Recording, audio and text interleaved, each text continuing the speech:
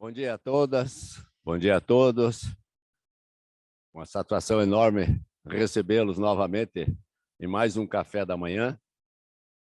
Em especial, um café com o engenheiro eletricista Luiz Fernando Leone Viana, amigo desta casa, amigo de muitos que estão aqui presentes, prestigiando a sua presença e sua palestra, que tenho certeza agregará conhecimento e experiência às nossas vidas. Antes de iniciarmos efetivamente a palestra, que o nosso compromisso é 8 horas, né? Eu sempre faço os anúncios rapidinho dos próximos eventos. Nós teremos no dia 3 de agosto, próximo Viajando pela Cultura, parte 34, cujo palestrante está presente, é o Celso Beraldi ali, certo? Celso Beraldi, que vai falar sobre sua experiência de algumas décadas, não vou falar quantas décadas, Beraldi, em Michigan, Illinois e Wisconsin, nos Estados Unidos, certo? Estados setentrionais dos Estados Unidos.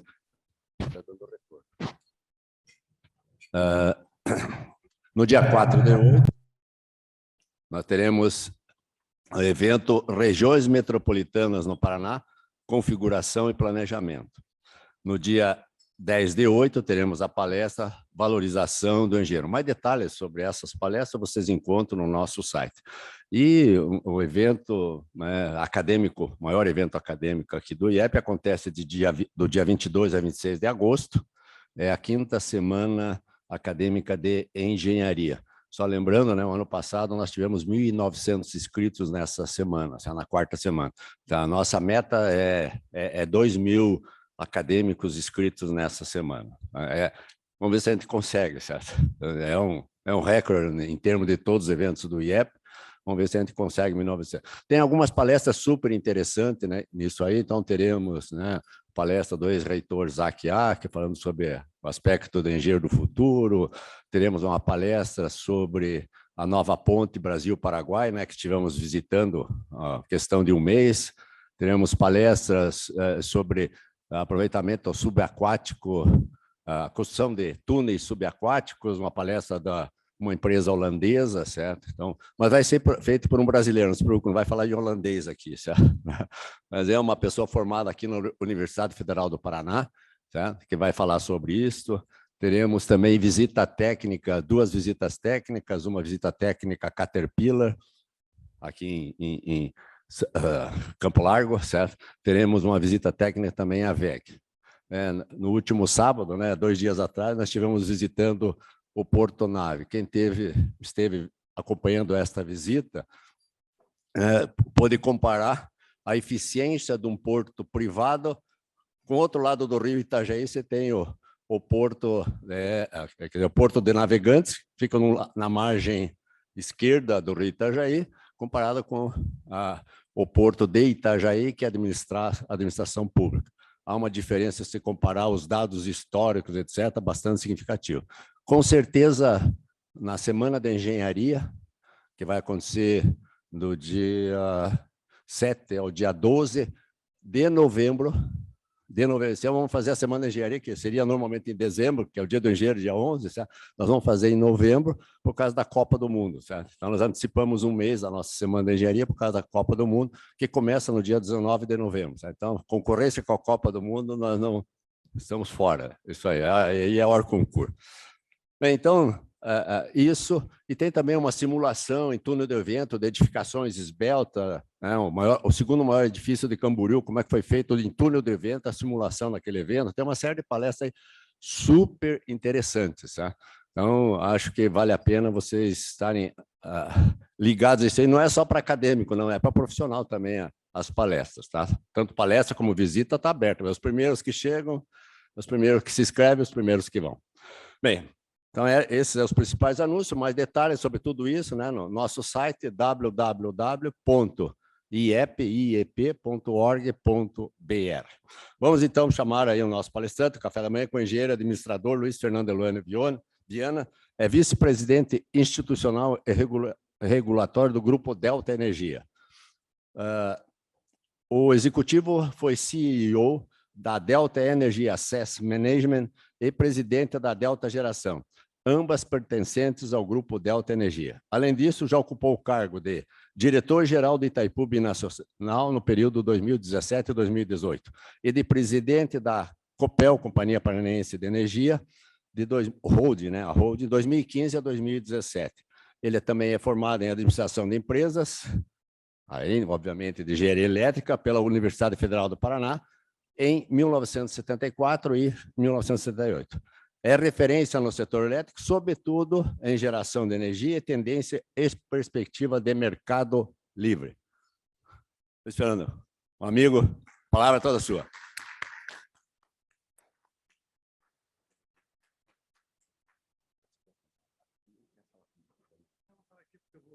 Tá.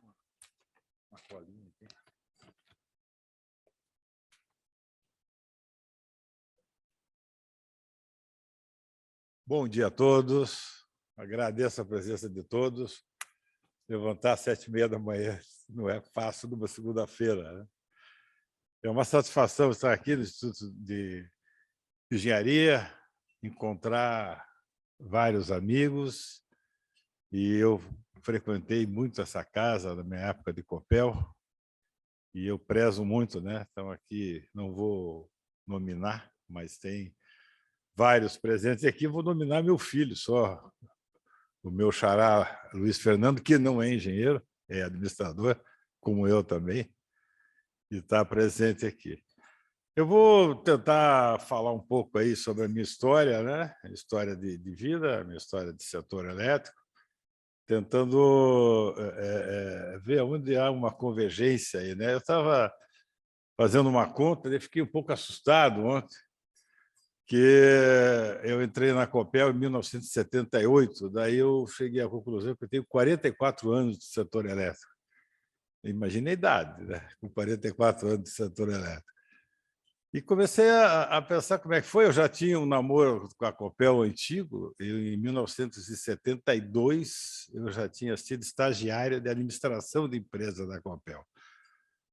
Me formei em administração em 74, e em 78 me formei em engenharia e entrei na Copel como estagiário, né? Eu comecei a trabalhar na área de geração, mais especificamente na área de engenharia de manutenção.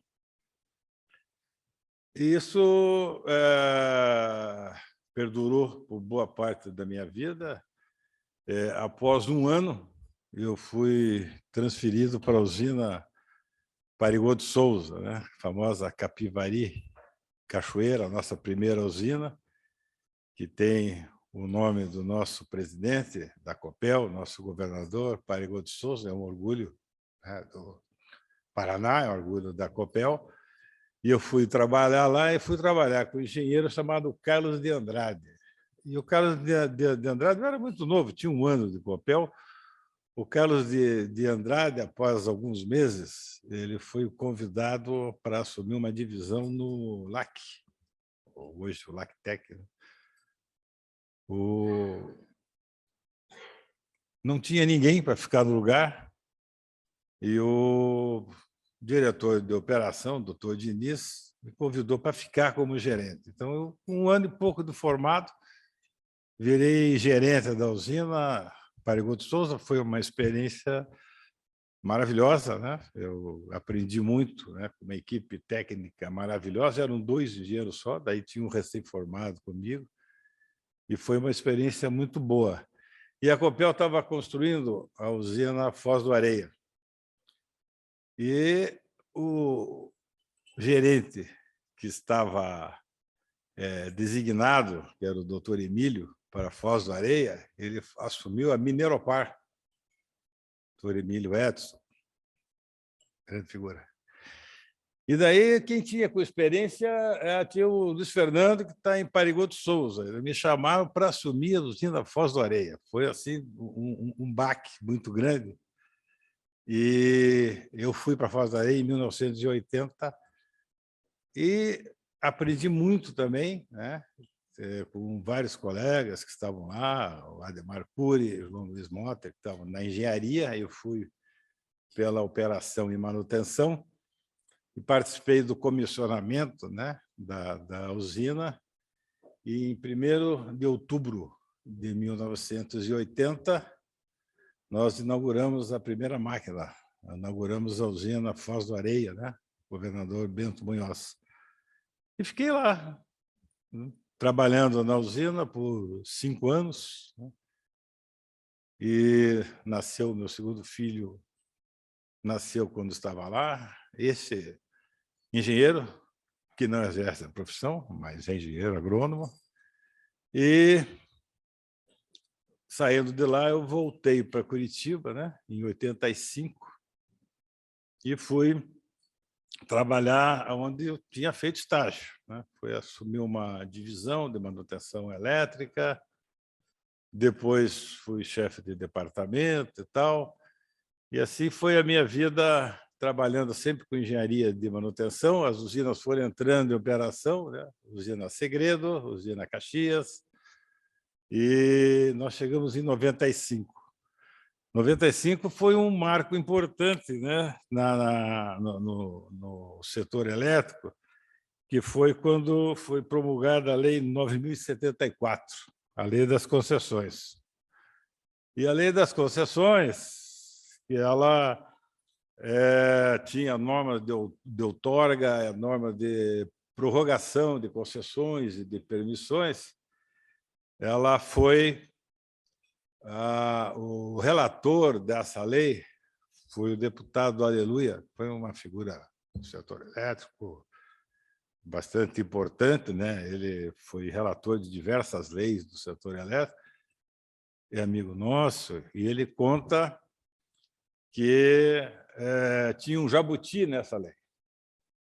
Tinha um jabuti. Você vê que lá atrás já tinha um tal do jabuti, que era o artigo 15.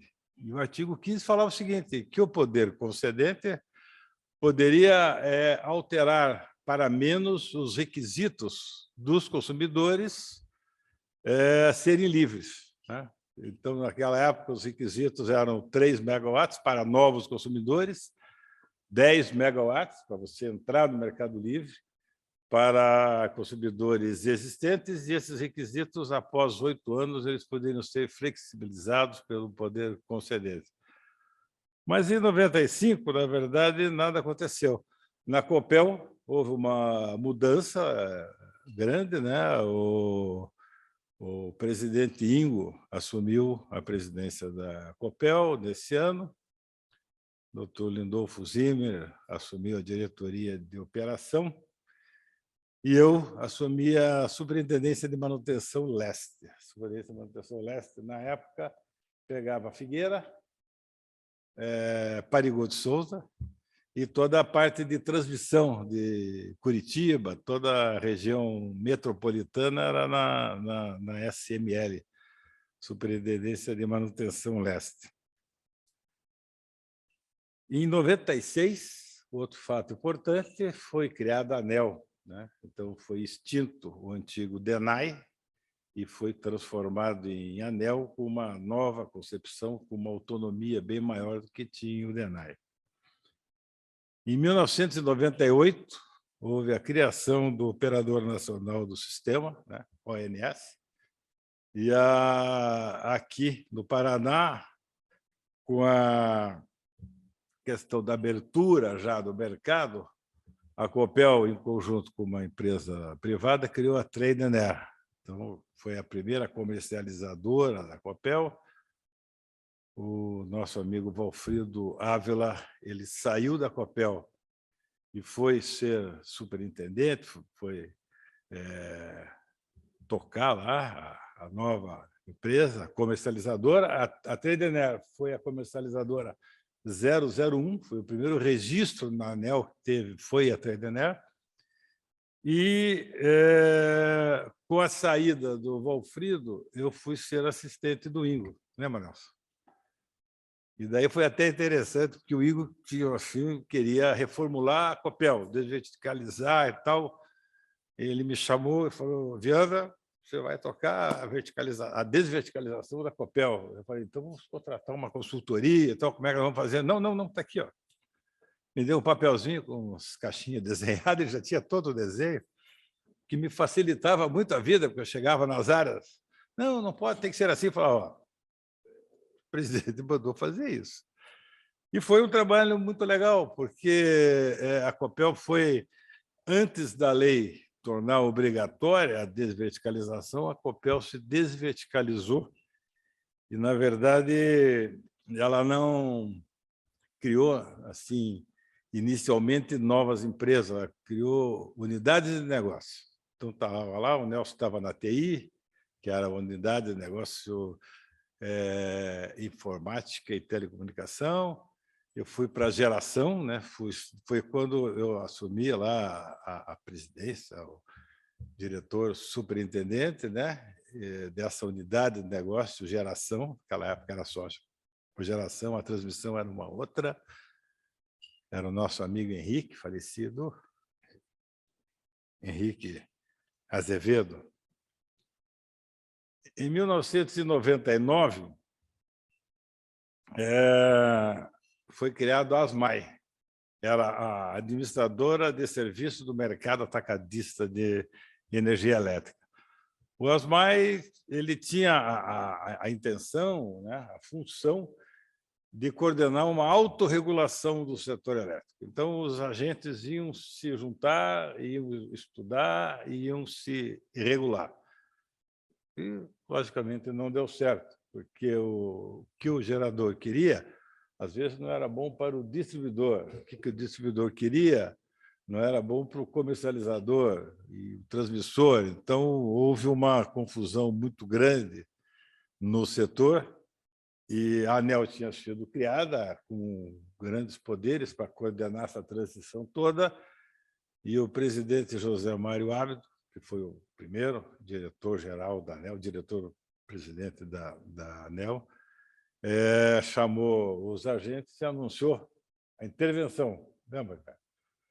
Anunciou a intervenção e a ANEEL passou, então, a gerir, basicamente, o ASMAI e, posteriormente, foi criado, por lei, o mercado atacadista de energia e desistiu-se de fazer uma autorregulamentação.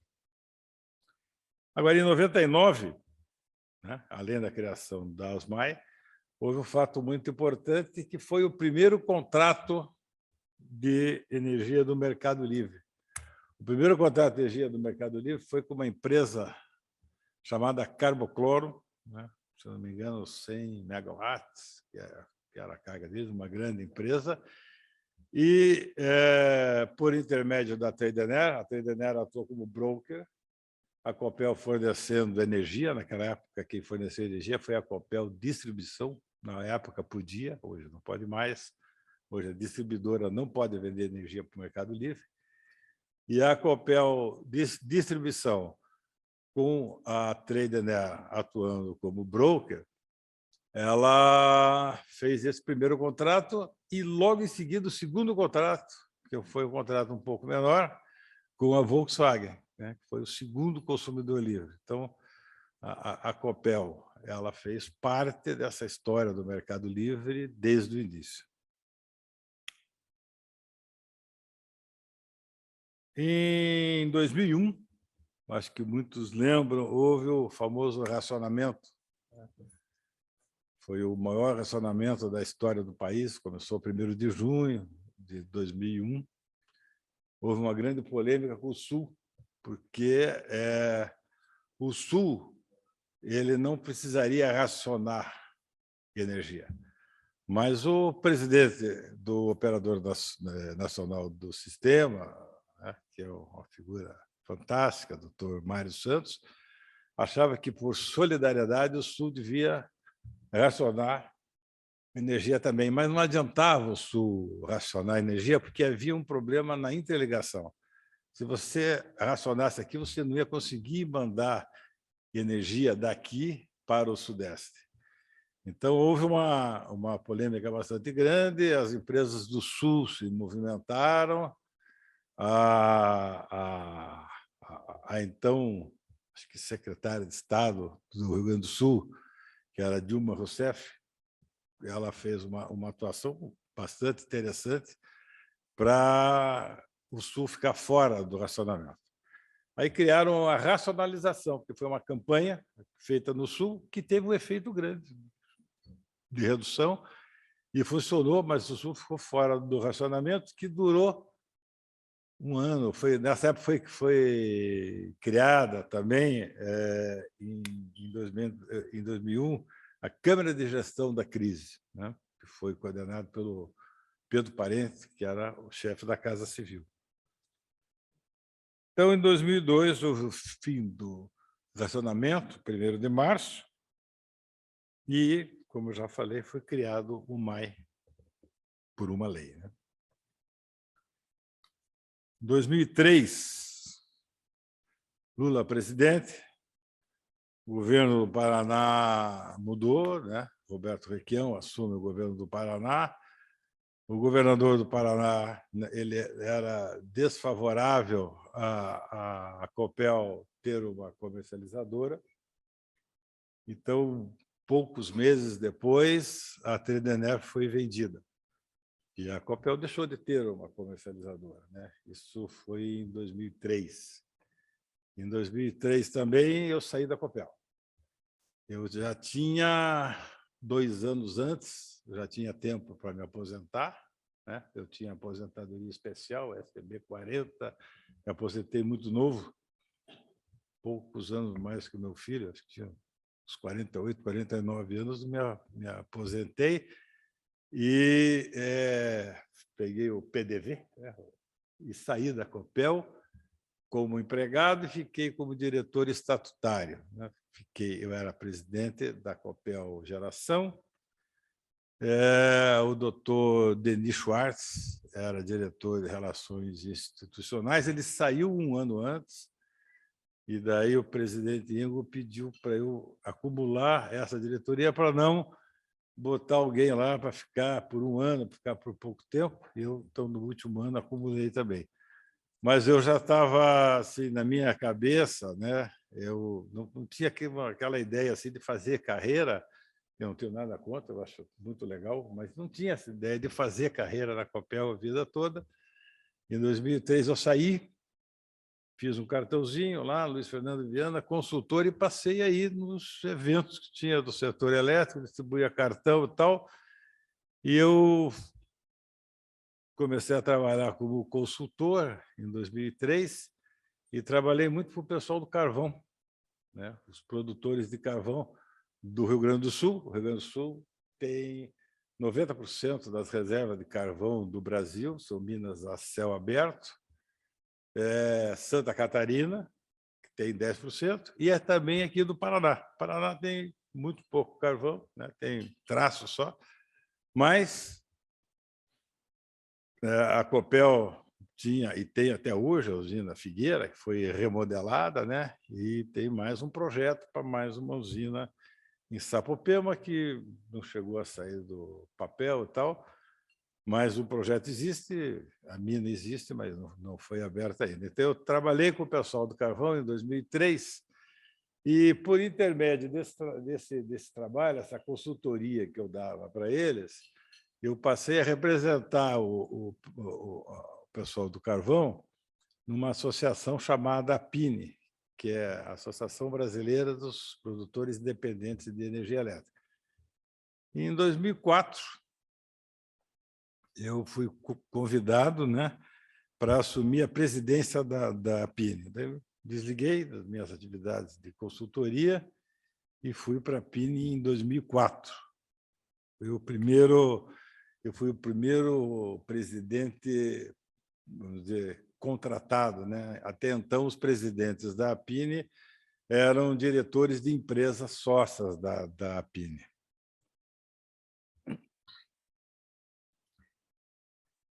Essa minha entrada na APINE, ela foi bastante interessante, porque ela coincidiu, em 2004, com a nova lei do setor elétrico, o novo modelo do setor elétrico, né? Foi a Lei 10.848. Em 2003, tinha sido emitida uma medida provisória, 144, que reformulava o modelo do setor elétrico, e ela foi convertida em lei em 2004. Foi um modelo bastante interessante, né? Esse modelo conseguiu contratar energia por todos esses anos, né? Desde 2004 até hoje, modelo de contratação. Hoje, a gente vai falar um pouco para frente, hoje já estuda-se alterar esse modelo, né?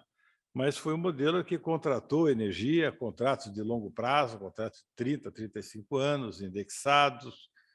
Foi bastante interessante, conseguiu resolver o problema do país de energia por longos anos, né?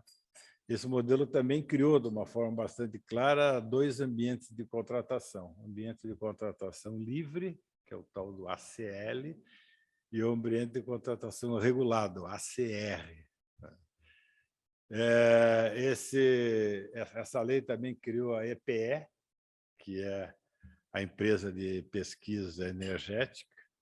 Então, o arcabouço que você tinha de planejamento, né, de Eletrobras coordenando todo o planejamento através do GCPS, Eletrobras também através do GCOI, coordenando toda a operação e manutenção do sistema, todo o arcabouço ele foi mudando, né? Com a criação do ENS, com a criação do MAI, né? Que assumiu a EPE, assumiu as funções do GCPS, que é o grupo que fazia o planejamento do sistema. O ENS, basicamente, adquiriu a função de operação do GCOI, Grupo Coordenador de Operação Interligada. E o GCOI fazia também a comercialização, né? Então foi criada a CCE, por intermédio da Lei 2004. Foi uma lei bastante importante. Em 2004, ainda havia um surplus de energia no país. Com o racionamento de 2001, que foi até 2002, né, que foi dado cotas às empresas e tal, a retomada da carga, a retomada do consumo de energia não foi instantâneo, como não é, né? Isso chama a famosa curva de histerese. Ela tem um delay, e isso proporcionou ao governo, né, ao governo, então, presidente Lula, a ministra Dilma, poder montar uma equipe, que foi uma equipe de grandes cabeças do setor elétrico, né? Eu acho que muitos conhecem, talvez, o professor Marciano Morozovski, que fez parte dessa equipe, professor da UFSC, que é casado com uma colega nossa da Copel, a Ivana Nasser, que trabalhou na operação do sistema, Miranda da Chesf, Dorel, uma turma de experts que montou esse novo arcabouço. Foi muito bem pensado o modelo de 2004. E realmente ele vinha funcionando bem, né? Com essa ideia de você ter um mercado livre. Eu me lembro, voltando lá atrás, que um professor que foi muito frequentador dessa casa, um grande amigo, o professor Hélio Camanducaia, e ele falava assim, porque ele foi meu professor e foi meu chefe na Copel. Ele falava assim, energia não se vende, ela é comprada. E era assim mesmo. Ninguém pensava que você ia ter, que nem hoje, onde eu trabalho, tem um departamento comercial que fica ligando para cliente, vendendo energia e tal, né? Então, ninguém imaginava que isso fosse acontecer um dia. Então, antes de falecer, o professor Hélio ainda assistiu parte dessa abertura, ele faleceu há pouco tempo, e foi uma grande figura, professor Hélio. Certo, Beraldi? Máquinas 3?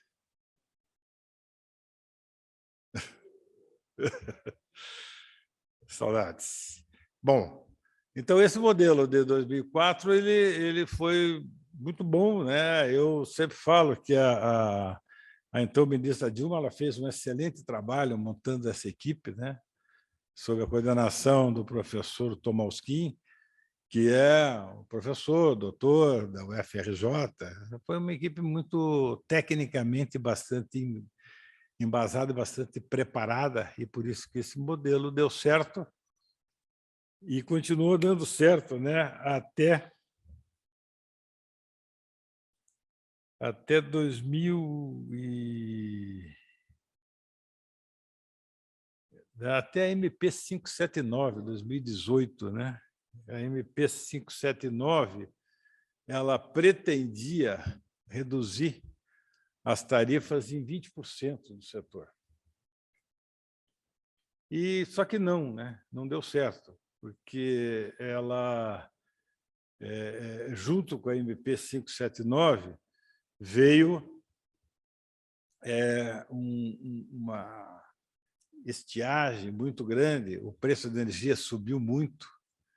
Então, ela era bastante cruel, a MP 579. A MP 579 ela falava o seguinte: se você quer renovar a tua concessão, você tem que renovar 2 anos antes de vencer, você tem que cotizar essa tua energia, ela passava a ser regulada, essas cotas seriam distribuídas para as distribuidoras. Só que havia uma adesão, que seria voluntária. Então, tanto na geração como na transmissão. E as empresas seriam remuneradas pela sua geração por um encargo de operação e manutenção. Iam receber um valor para operar aquela usina de acordo com a potência dela. Então, a ideia era muito boa, né? Teve participação do Dr. Mário Veiga, da PSR, que é um grande pensador, mas ela pecou muito na implantação, e acabou não dando certo, e, ao invés de reduzir a tarifa em 20%, houve um tarifaço. Foi o inverso o resultado, né? Aquela intervenção da economia, quando se faz, né, ela acaba voltando contra o criador, e houve um tarifaço, e foi talvez aí o ponto onde aquele modelo do setor elétrico começou a capengar, começou a fazer água, foi com a MP 579. Bom, isso aí aconteceu em 2018, não, em 2012, que 2018, eu estou com a data trocada, 2012. Foi a MP 579, foi convertida em lei em 2013. Eu, todo esse tempo na PINE, né, acompanhando esse movimento todo, no final de 2014, por intermédio de um amigo que já esteve nessa casa, Eduardo Ciarra, eu fui convidado para assumir, para sair da PINE, completando 10 anos da PINE, fui convidado para assumir a presidência da Copel Holding. Logicamente, foi um orgulho muito grande para mim, que tinha passado por todos os cargos da Copel: chefe de divisão, chefe de departamento, superintendente, assistente do diretor de operação, assistente do diretor-presidente, presidente da Copel Geração. Então, tinha assumido todos os cargos, menos o presidente da Copel Holding. Evidentemente, aceitei com muito orgulho e fiquei na Copel até 2017. Então, antes de terminar o meu mandato, Itaipu estava com um problema. Itaipu estava com a troca de governo, daí impeachment e tal, né? Assumiu o vice-presidente, o presidente Temer, e queriam trocar a diretoria de Itaipu. Havia uma disputa política muito grande e como fazer com Itaipu. E aquela briga de partidos, de disputa e tal. E, por intermédio do presidente da Eletrobras, que é um amigo de longa data do antigo presidente da Eletrobras, que está o futuro, doutor Wilson Ferreira, surgiu o meu nome, né? Não, vamos a solução, o nome técnico. Vamos botar lá o Viana está lá na presidência da Copel, não é afiliado a partido nenhum, então vamos botar ele. E aconteceu isso, né? Eu, em 2017,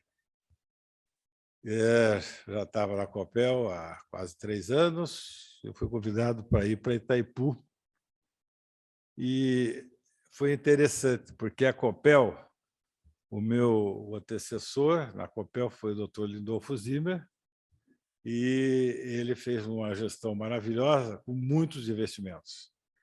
E a Copel estava numa situação de pagar esses investimentos. Então, a gente tinha uma gestão do fluxo de caixa, necessidade de empréstimo, foi uma gestão bastante apertada na época, né? Porque os investimentos estavam muitos em construção, muitas linhas de transmissão, tinha investimento junto com a State Grid, com os chineses, com uma linha de transmissão também de trazer energia de Telespires, a usina Baixo Iguaçu. Então, tinha muito investimento que estava requerendo muito caixa da Copel. Então, era uma gestão bastante apertada, e vai lá, pede para o conselho mais dinheiro, bastante difícil. Quando eu cheguei em Itaipu, na primeira reunião, estava lá com os meus pares, né?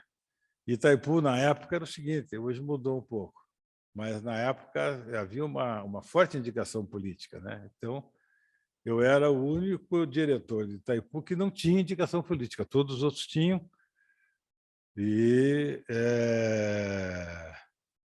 pessoas muito capazes, que me ajudaram bastante. Mas o que eu notei na primeira reunião foi o seguinte, que havia uma sobra de caixa em Itaipu. Então, a reunião da diretoria de Itaipu era onde iam aplicar os recursos de Itaipu, porque Itaipu tem a tarifa pelo custo. Ou seja, você pega o custo de Itaipu, né, divide pelos megawatt-hora e sai a tarifa de Itaipu. Basicamente, é isso aí.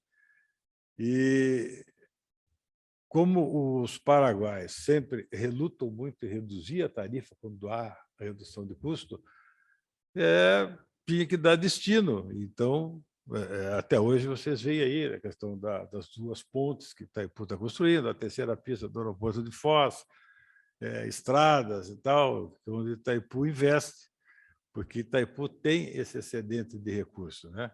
Itaipu hoje deve ter um faturamento em torno de 3,5 bilhões de dólares ano. Historicamente, o serviço da dívida de Itaipu é 2/3 disso.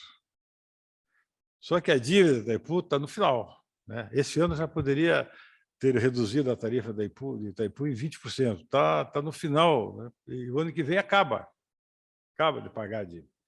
Então, teoricamente, como a tarifa é pelo custo, poderia cair para 1/3 a tarifa hoje de Itaipu.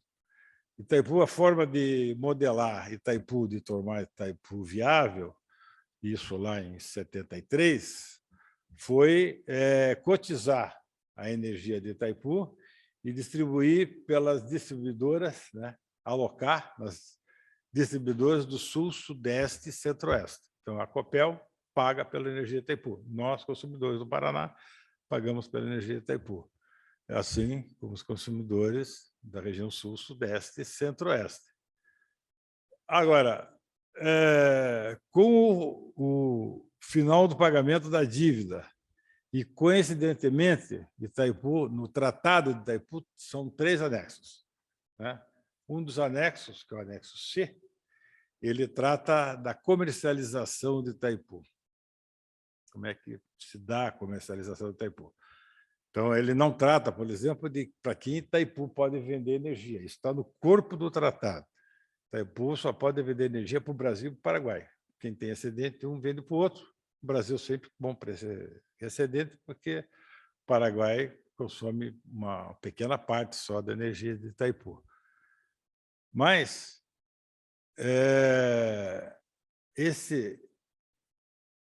isso que poderia ser algo muito simples, né? Então, terminou de pagar a dívida, reduz para 1/3. Isso é uma encrenca danada com o Paraguai. O Paraguai não aceita de jeito nenhum. O Paraguai ele quer aumentar as outras despesas. Você tem a despesa de exploração, que seria a nossa operação e manutenção, e tem outras despesas que são gastos sociais e tal, né? Turismo.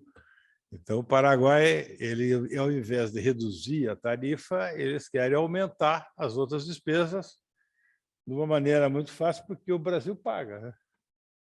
Então, fica bastante fácil isso. E isso é um problema muito grande de Itaipu, né? Itaipu, aqui no Brasil, a gente ouve falar pouco, né? Eu me lembro quando eu estava em Itaipu, o meu par, que era uma figura assim bastante preparada, doutor Spaldi, ele tinha o WhatsApp do presidente, né, no celular dele, né? E eu me relacionava com o ministro, que era o ministro Fernando Coelho, né? E assim de vez em quando, não era assim no dia a dia, quando era necessário. Então, Itaipu pode facilmente derrubar um presidente do Paraguai, como aconteceu, né, com o atual presidente, por um acordo que tinha sido firmado em Itaipu, que nada mais era do que botar os pingos nos is, fazer com que cada um pagasse e recebesse o que deveria receber. O presidente Marito quase caiu. Então, por ordem do presidente da República, retirou-se esse acordo e tal, porque no Paraguai tem mais um detalhe. O impeachment aqui no Brasil demora um ano. No Paraguai demora uma semana. É muito fácil, né? E a grande briga no Paraguai é dentro do Partido Colorado, né? A grande disputa é dentro do partido. Não existe nada fora do Partido Colorado. A briga acontece ali dentro. Então, o Tratado de 73 falava que 50 anos após a assinatura do tratado, o anexo C deveria ser revisto. 50 anos é 2023. Então, no mesmo ano que acaba de pagar a dívida, tem que rever o anexo 3, que são o anexo C, que são as condições comerciais. Por exemplo, lá está a forma de pagar os royalties. O royalty está no tratado, a forma de pagar está no anexo C. O royalty de Itaipu corresponde à taxa de uso de recursos hídricos aqui no Brasil, que as usinas hidrelétricas não PCHs pagam. Parece que, inclusive, vão passar a pagar também. Só que o royalty de Itaipu é 3 vezes o que as nossas hidrelétricas pagam. Então, 17 municípios, né, 16 do Paraná e um do Mato Grosso, recebem esses royalties. E são municípios muito ricos, né? Se você for naqueles municípios ali, Santa Terezinha, Foz do Iguaçu, são muito ricos porque recebem os royalties de Itaipu e recebem os investimentos de Itaipu também. Então, ninguém quer deixar de receber isso. Existe um grupo aqui no Paraná, aí, que o Nelson faz parte, que está pensando isso. Quer dizer, como é que, quando for revisto o anexo C, os estados que pagaram por Itaipu não deveriam ter um tratamento diferenciado, né? Essa é uma coisa que se discute aí, e o Instituto tem participado dessa discussão de uma maneira bastante forte. Mas o que aconteceu é que a coisa não andou. Não andou por motivos políticos, né? Quem coordena essa revisão do tratado não é o Ministério de Minas e Energia, é o Ministério de Relações Exteriores, né? O Ministério de Minas e Energia dá todo o subsídio técnico e tal, mas quem coordena é o Ministério de Relações Exteriores. E a minha opinião, né? Eu acho que hoje já tem mais gente que... A minha opinião já é de algum tempo, é que nós vamos chegar em 2023 e o tratado não vai ser revisto. Aí vem aquela pergunta, o que acontece? Não acontece nada, continua a valer o tratado, assim como aconteceu na usina Yaceretá, que é uma usina que tem entre Paraguai e Argentina. O tratado de Yaceretá é cópia do tratado de Itaipu, só que lá a revisão do anexo C deveria ser feita em 40 anos. Já venceu há vários anos e eles não conseguiram ainda se acertar. Então, é muito difícil isso. Com certeza, né, na minha opinião, com certeza, o anexo C não vai ser revisto, né? Ele vence em agosto, a dívida vence em março, abril, o anexo C vence em agosto, não vai ser revisto e vai continuar a tarifa pelo custo. Então, teoricamente, deveria cair a tarifa de Itaipu. A minha opinião também, né? Aí tem divergências aqui, porque o Brasil consome 50% da energia de Itaipu, que é dele, né? E mais o excedente do Paraguai. Então, tudo isso é cotizado, né?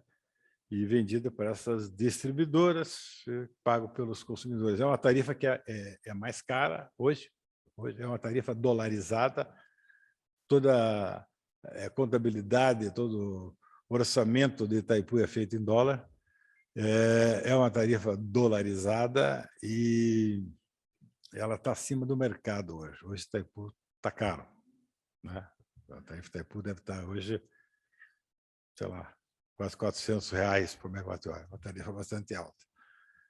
Então, vai ser uma discussão muito grande para os próximos governos, né? O governo do Brasil, que muda no final do ano, e o governo do Paraguai também muda no ano que vem, só que lá o presidente toma posse em agosto, se eu não me engano. É uma boa discussão para o próximo governo aí, e as bandeiras estão colocadas aí para o nosso Paraná. Mas voltando aí, né? Depois desse capítulo de Itaipu, voltando aí para o nosso setor elétrico, em 2018, eu tive um convite para ir para a empresa Delta Energia. A Delta Energia ela tem uma gestora de ativos, uma asset. O presidente dessa asset estava saindo, que é o Geraldo Mota, ex-CEMIG, estava indo para a Energisa, ia ser vice-presidente da Energisa, me convidaram. Aí eu aceitei. Daí, quando o Ricardo entrou na minha sala em Itaipu, era aqui na Comendador, e o Ricardo Portugal ele entrou na minha sala, que é um dos donos da Delta, ele olhou assim, Viana, vim te fazer um convite, mas estou com vergonha, eu acho que eu não vou fazer. Mas por que a empresa que eu estou te convidando cabe dentro da tua sala? Daí eu falei, não, Ricardo, Rick, não se incomode comigo, não me faz a cabeça isso, eu quero saber o que é a empresa. Eu gostei da proposta, saí de Itaipu, quando eu saí de Itaipu, pedi para sair, né? E houve a família toda ficou indignada, os amigos, como é que sai? Ninguém sai de Itaipu e tal. Eu saí, o pessoal de Itaipu não sabia como fazia, porque tinha que ter um decreto, né? Para eu deixar de ser de Itaipu, não sabia como fazia, foi uma confusão grande e tal, mas deu tudo certo, eu saí, né? Realmente, de Itaipu, fui para a Delta, assumi a AST, que é essa gestora de ativos, a presidência dessa empresa lá do grupo, que é um grupo médio, né? Não é um grupo grande. Depois, dentro da Delta mesmo, eu fui para a Delta Geração, né? Uma das primeiras missões quando entrei na Delta, embora na gestora de ativos, foi concluir uma negociação de compra da usina William Jona. A usina William Jona é uma usina a gás que era da Tractebel, depois Engie, né? E estava desativada. Então, a minha missão era concluir essa negociação lá com os amigos lá da Engie, foi concluída essa negociação, mas daí, no ano passado, com a crise, essa usina tinha uma perspectiva muito grande de gerar. É uma usina que tem um custo caro, mas o ano passado precisava, então tinha essa perspectiva de gerar, daí eu saí da Delta Gestora de Ativos, da AST, e fui presidir a Delta Geração. Pusemos a usina em operação, contei com a colaboração de amigos da Copel, de técnicos, né, que foram lá para Mato Grosso do Sul, trabalharam lá, né? A Copel sempre é uma grande formadora de pessoas, né, de profissionais. Então, pusemos a usina em operação, ela gerou muito o ano passado, hoje não está gerando mais, a situação normalizou dos reservatórios, né? Ano passado nós tivemos a maior crise hídrica dos últimos 90 anos, e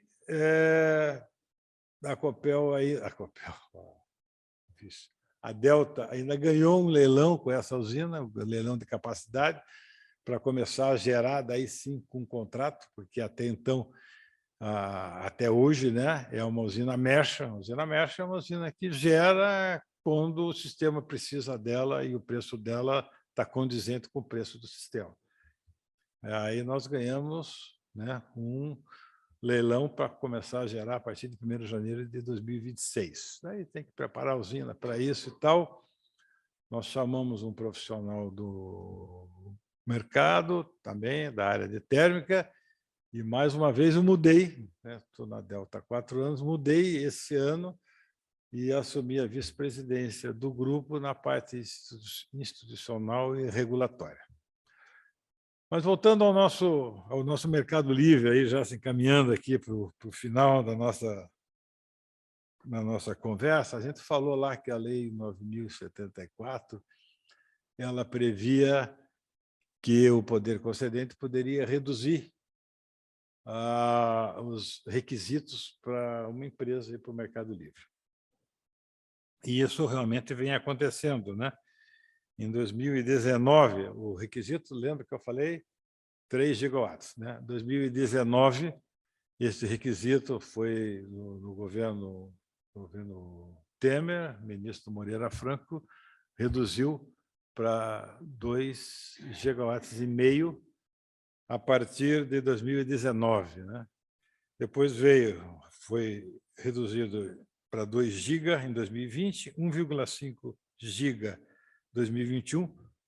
Esse ano está em 1 giga e o ano que vem, já foi do atual ministro Bento, o ano que vem já vai para meio giga. Né? Se tiver meio giga, você pode ir para o Mercado Livre.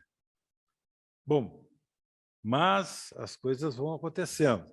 Né? E foi aprovado no Senado Federal a Lei da Modernização do Setor Elétrico, quando, na época do governo Temer, né, o ministro Coelho, que, na minha opinião, foi um dos grandes ministros do setor, o ministro Coelho ele estabeleceu uma audiência pública, a P033, uma consulta pública, para tomar subsídios para a modernização do setor elétrico, né?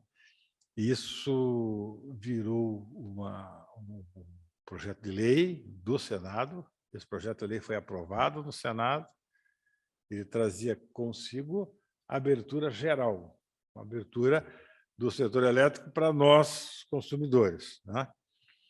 Em 42 meses após a aprovação da lei. Foi aprovado no Senado e agora está na Câmara dos Deputados, e o relator dessa lei é o ministro Fernando Coelho.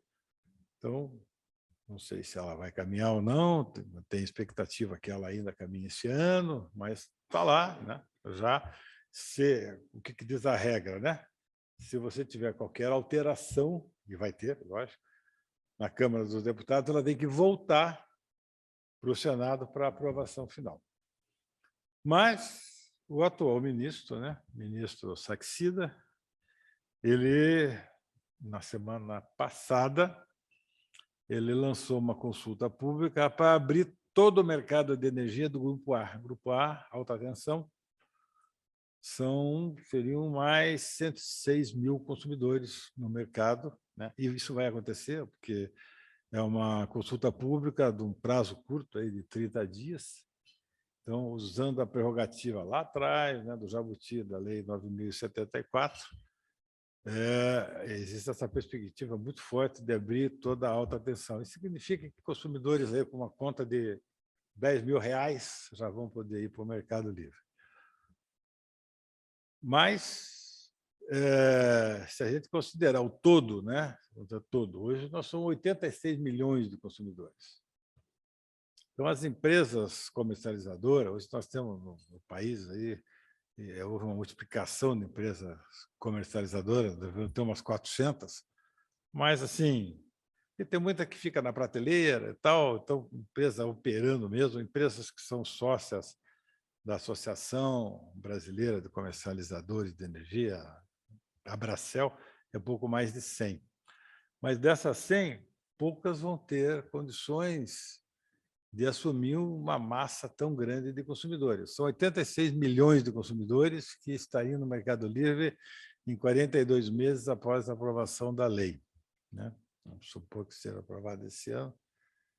42 meses depois, teria abertura total do mercado. Agora, uma coisa é você emitir 300, 400 faturas por mês. Isso você faz com um sisteminha muito simples. Agora, um sistema de billing para 1 milhão de consumidores, 500 mil consumidores, não é uma coisa fácil. E algumas empresas, a nossa, está investindo numa empresa de desenvolvimento de sistemas para se preparando para essa abertura do mercado, que vai ser uma revolução muito, muito grande, né? E tem alguns problemas a solucionar, né? Porque você tem 86 milhões de consumidores, mas aí você tem baixa renda, você tem consumidor que consome muito pouco, não vai se interessar em ir para o Mercado Livre. Então, estima-se que desses 86 milhões, que ao longo do tempo, também não vai ser de um dia para o outro, 40 milhões vão para o Mercado Livre. E uma preocupação muito grande é que os outros que ficarem no mercado cativo não fiquem com o ônus dessa conta para pagar. Então, mas, como são 42 meses, isso aí tem tempo e tem soluções para isso, né? Porque existe algo que a gente chama no setor de contratos legados. São contratos que as distribuidoras assinaram, né, para compra de energia, né, em leilões, mercado regulado, e tem que honrar esse contrato. Se você começa a tirar consumidores, né, dessa distribuidora, como é que ficam esses contratos? Uma parte já está solucionada, que foi a Eletrobras, né, que eu não citei aqui, mas que foi também um acontecimento importantíssimo, né? E até eu brinquei, né, que na época o Wilson Ferreira foi quem me indicou, que falou meu nome para Itaipu. Depois ele saiu da Eletrobras, hoje ele é o presidente da Vibra, agora já anunciou no mercado que vai sair da Vibra. E é claro, na minha opinião, que ele vai voltar para a Eletrobras. Ele que preparou toda a empresa, né? Preparou a Eletrobras para esse movimento de capitalização. Mas na lei da Eletrobras consta que aquelas cotas que foram criadas lá na MP 579, e aí você tem a Eletrobras, uma grande geradora, né? Você tem 8 GB em cotas, que ela vai ser descotizada 20% ao ano em 5 anos. Então, com isso, essas cotas são contratos legados. Você vai reduzir a contratação das distribuidoras. E Itaipu também, né? Se a solução de Itaipu for que a energia de Itaipu deixe de ser alocada em cotas, que é o que eu defendo, que você, Itaipu, vá para o mercado, que nem as outras empresas vão. Itaipu vá para o mercado vender a sua energia. Se a solução for essa, você vai também reduzir a contratação das distribuidoras. Então, talvez esse problema não seja tão grande assim, mas temos inteligência e temos know-how no setor suficiente aí para resolver isso. Eu, particularmente, acredito muito no Mercado Livre, acredito muito em poder entrar na minha tela de computador, escolher o meu consumidor, que tenha o melhor preço, que tenha o produto mais customizado para mim. Eu acredito nisso, mas também defendo que não pode ficar encargos para quem não for para o Mercado Livre, não pode ficar ônus diferente de quem for para o Mercado Livre. É indubitável, né? Quer dizer, a redução do custo da energia, né? Do preço da energia para quem vai para o Mercado Livre, existem levantamentos que ela ocorre mesmo, né? Por diversos motivos, mas ela ocorre. Então, é a forma, uma das formas de atacar de forma estrutural essa questão tarifária, além do que já foi feito, com redução do ICMS, né? Para mim, o Mercado Livre está na mão aí do Congresso Nacional. Aqui eu chego ao final da minha conversa, agradeço a paciência de vocês, e foi uma satisfação estar aqui, e estou à disposição aí, agora ou depois, aí, para quem tiver dúvidas, conversar sobre o setor elétrico. É um assunto que eu gosto muito. Muito obrigado.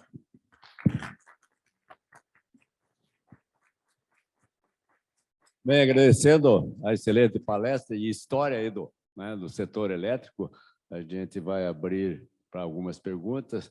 Antes de abrir, eu gostaria só de agradecer a presença dos colegas de de diretoria, o Matar e o Paulo Peterlini estão aqui conosco, também o ex-presidente que eu vejo lá, o Mel, o pessoal do Conselho Deliberativo, né? Tem diversos aí, não vou nominar, os coordenadores, né? Os coordenadores das nossas câmaras técnicas, né? Temos também aqui, né, o ex-secretário Pepe Richa, tá? Os associados em especial, certo? Que nos frequentam aqui, esse café com diversos representantes, certo? Quer dizer, é um café com bastante representação. Acho que dos últimos cafés, o que teve mais presencial aqui, certo? Mais gente presente. Tá? Então, agradecendo a presença de vocês, né? A omissão, né, do apresentador aqui, do mestre cerimônia, eu abro as perguntas, quem gostaria. Bom, o Ricardo aqui não falha, certo? Tá bom. Bom dia a todos. Bom dia, Luiz Fernando. Muito boa a sua apresentação, uma história do setor aí, e é muito bom vê-lo aqui participando do IEP. Então, parabéns aí pela sua atuação no setor elétrico, e é muito prazeroso tê-lo aqui participando dos nossos debates.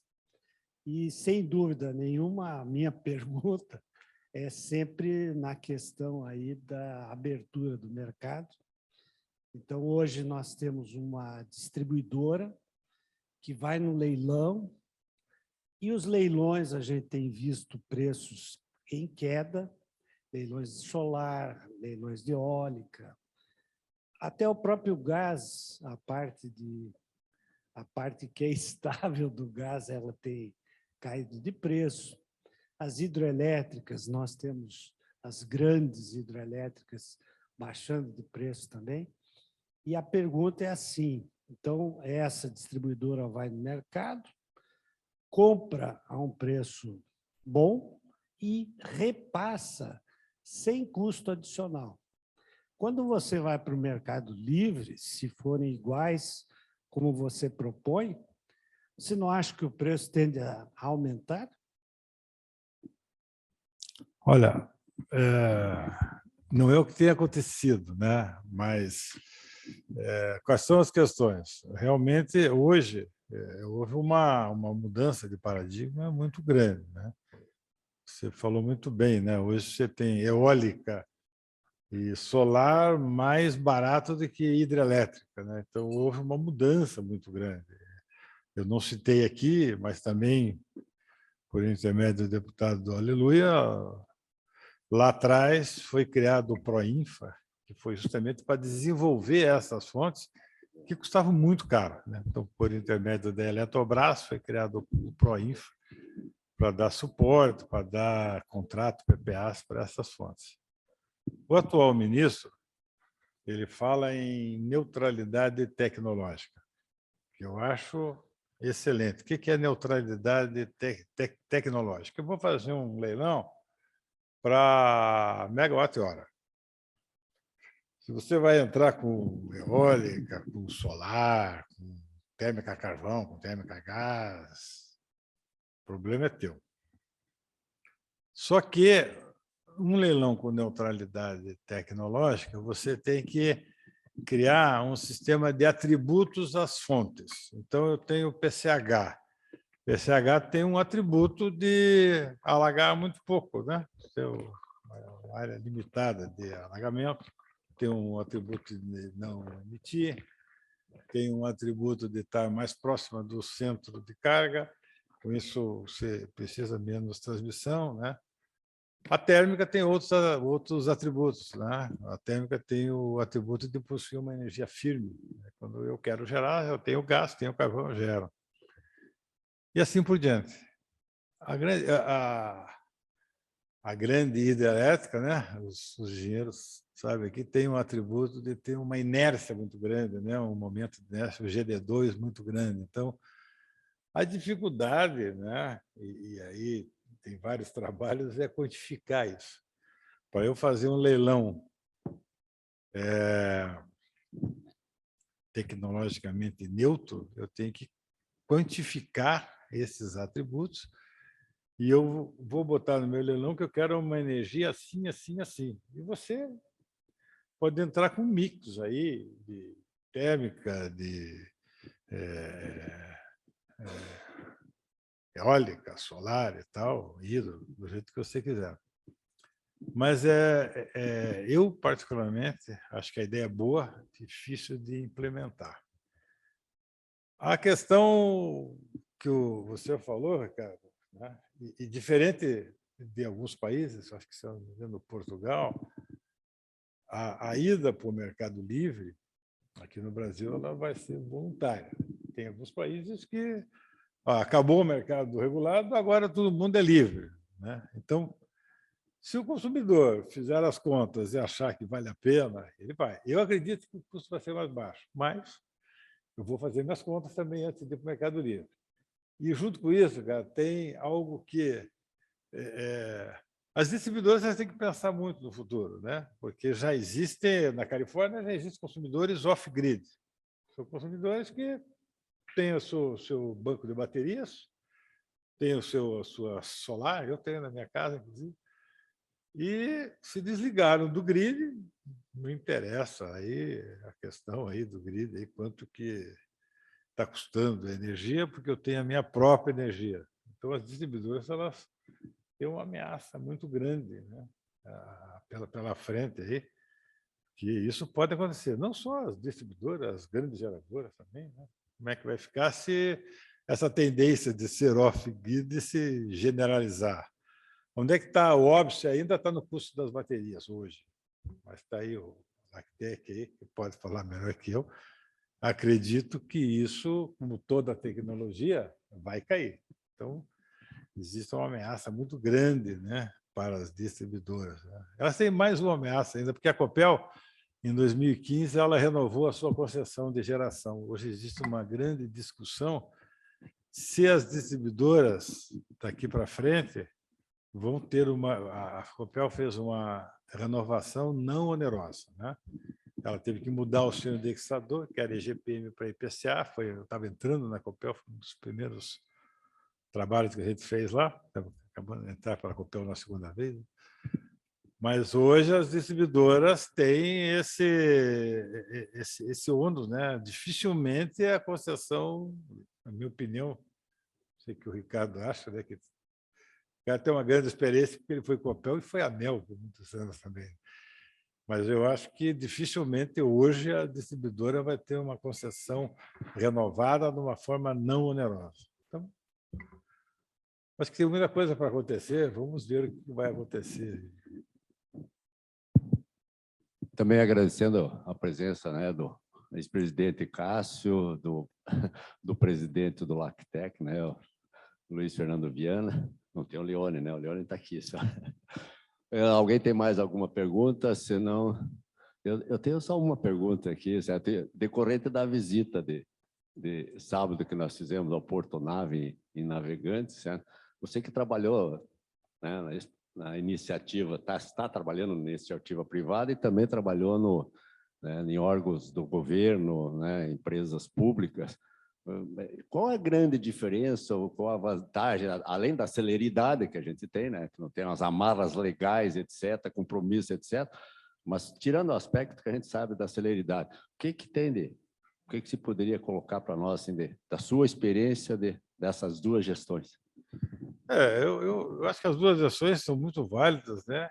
E hoje, o que a gente vê na iniciativa, mesmo lá na empresa, na iniciativa privada, são muitos profissionais que vieram da empresa estatal.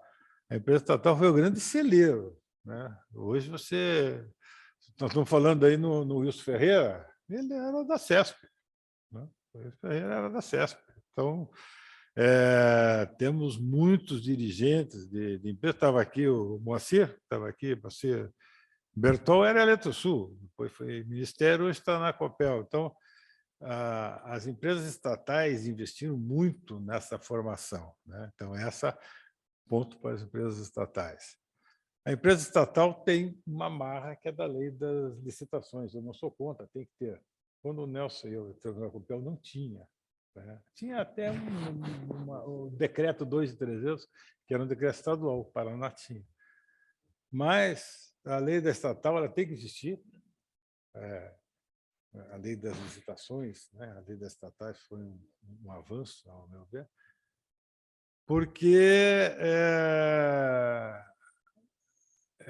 ela é um freio, né? Ela é algo que impede, né, que o dirigente mal intencionado possa fazer qualquer tipo de ação errada.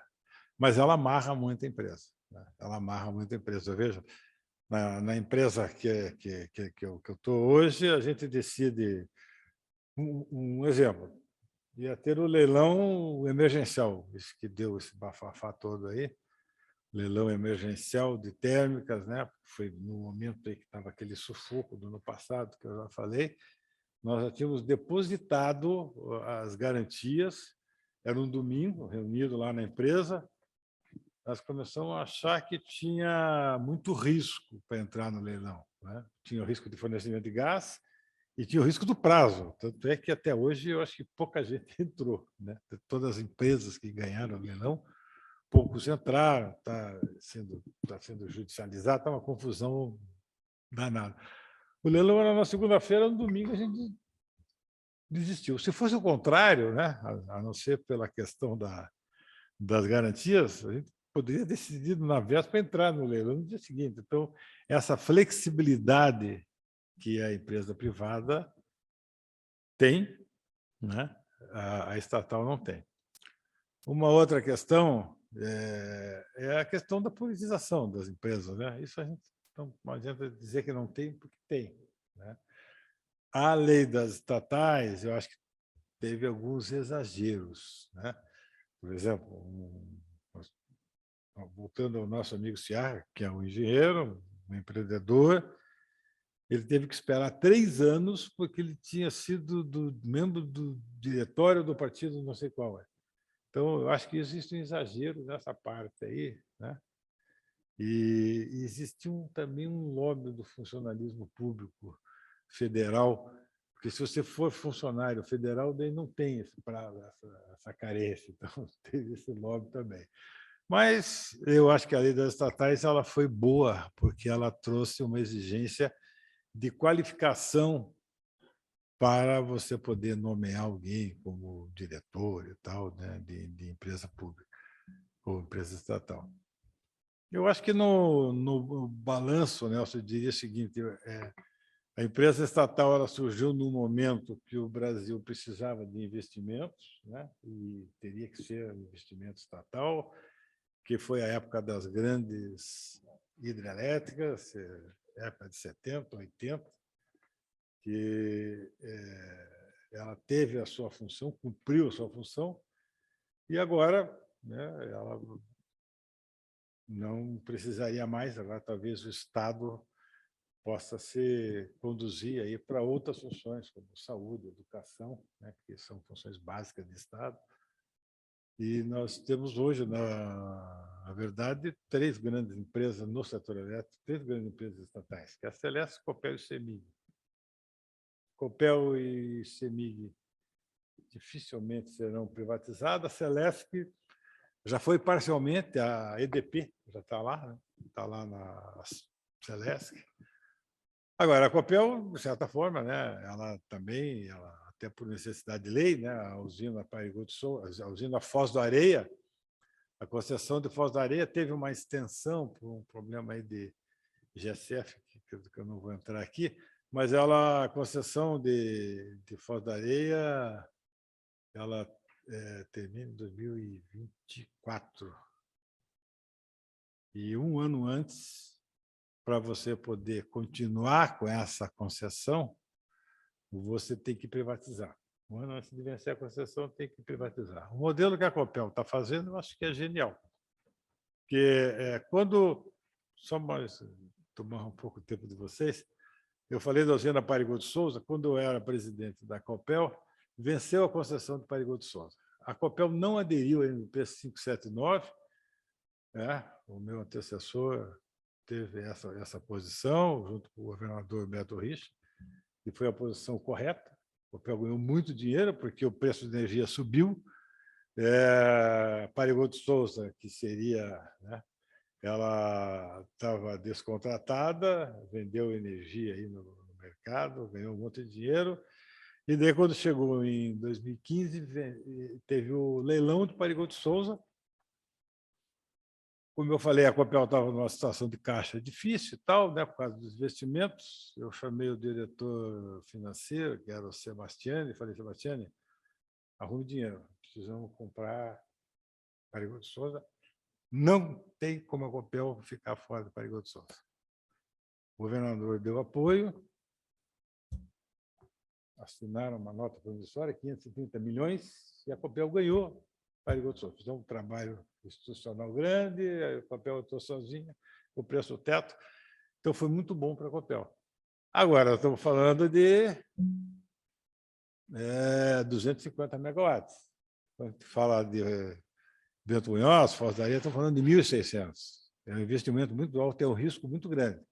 A solução que a Copel deu foi a seguinte, aproveitando a brecha da lei da 9074 e de um decreto mais recente, o que a Copel fez? Ela separou Foz do Areia dos ativos dela, criou uma empresa, Foz do Areia Geração, sei lá como é que é o nome, FDA, né? E vai privatizar essa empresa. Vai privatizar como? Vai privatizar 50,01%. Só que a Copel vai continuar fazendo a operação e manutenção dessa usina, vai ficar com metade da energia e vai ter concessão por mais 30 anos. Eu acho que foi a solução perfeita, né? Foi muito bom. Então, de certa forma, já foi privatizado um pedacinho. A telecomunicações também, né? Foi privatizada, houve uma arrecadação muito boa. A telecomunicações era um estranho no ninho, né? Isso o Nelson conhece melhor que eu. E ela também teve a sua função, usou, né, toda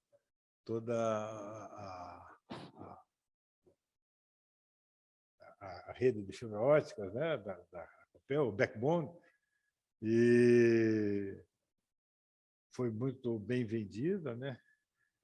Eu acho que acontece o seguinte: a telecomunicações sempre era o patinho feio na hora de discutir investimento. Vamos aplicar dinheiro em distribuição, transmissão, geração ou telecomunicações.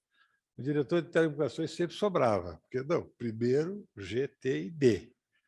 Telecomunicações fica à parte. Então, a Copel estava perdendo, a Copel Telecomunicações estava perdendo o market share.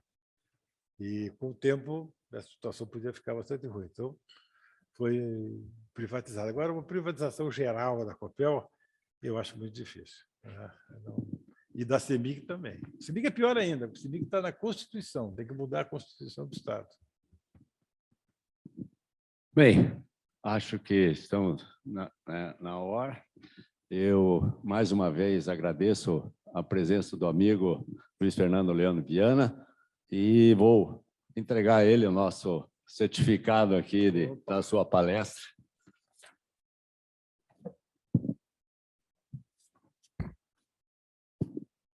Entregar a ele o nosso certificado e peço a todos